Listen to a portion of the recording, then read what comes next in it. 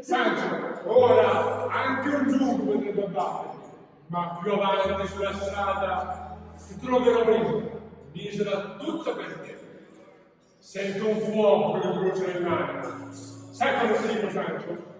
Lasciamo le cose buone così come penso e prendiamole per come sono. Andiamo, Sancio, seguimi! Bello signore, ma sta in tempo, quelli che saranno giganti, quindi bello, saranno eserciti, ma bello.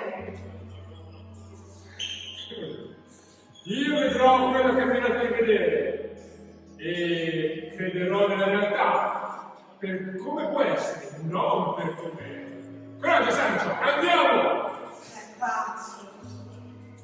Andiamo, Signore, non sono belle. ma che ne vuoi sapere, Sancio? Seguimi!